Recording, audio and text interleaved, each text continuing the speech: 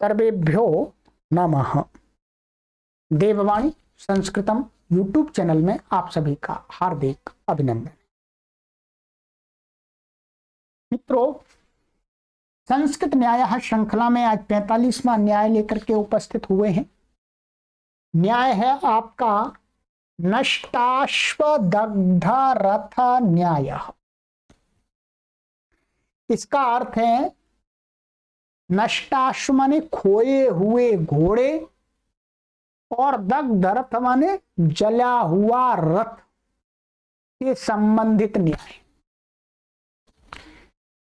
कहीं पर एक बार ऐसी घटना घटी, कहते हैं तब से न्याय प्रचलन में आ गया है कि कुछ यात्री यात्रा कर रहे थे और यात्रा करते करते, प्राचीन काल की बात है, तो प्राचीन काल में लोग यात्रा रथ और घोड़ों से करते थे। माने रथ घोड़ों से युक्त रथ में बैठ करके करते थे।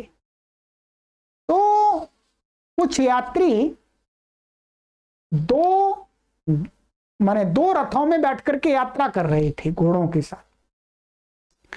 तो शाम हुई, वो एक गांव में ठहरे और क्या हुआ, अचानक रात में जिस गांव में वो ठहरे थे उस गांव में आग लग गई।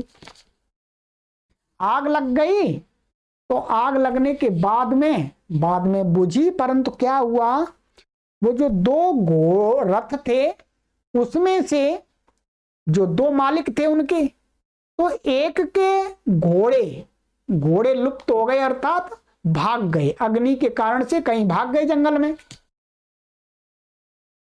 और दूसरा यात्री था, उसका रथ जल गया। जो दूसरे यात्री थे, क्या एक के घोड़े भाग गए और एक का रथ जल गया, उसके घोड़े बच गए। तब उन्होंने विचार किया, भाई एक ने विचार किया मेरे तो घोड़े भाग गए, मेरा रथ खड़ा है, ये बिना घोड़े के रथ नहीं जा सकता।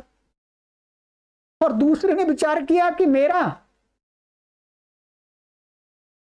रथ जल गया, ये घोड़े अब किस में लगाऊं। तो दोनों ने मिलकर के विचार किया, ऐसा कर लेते हैं भाई, तुम्हारे घोड़े भाग गए हैं और मेरा रथ जल गया है।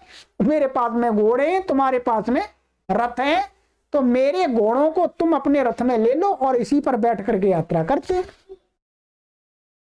तो उन दोनों ने ऐसा ही किया और घोड़ों को रथ में जोड़ करके उन्होंने अपनी यात्रा पूरी कर ली।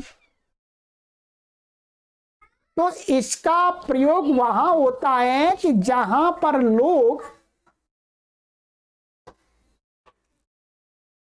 परस्पर एक दूसरे का सहयोग लेकर के अपने कार्यों को संपन्न कर लेते हैं, तब हम कहते हैं कि नष्टाश्वदग्ध रथ न्यायवत इनका व्यवहार है।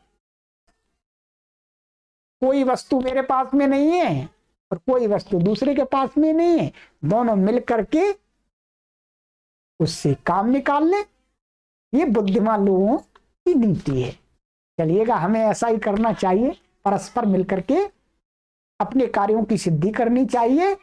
नष्टाश्वदग्ध रथ न्यायवत। सर्वेभ्यो नमः।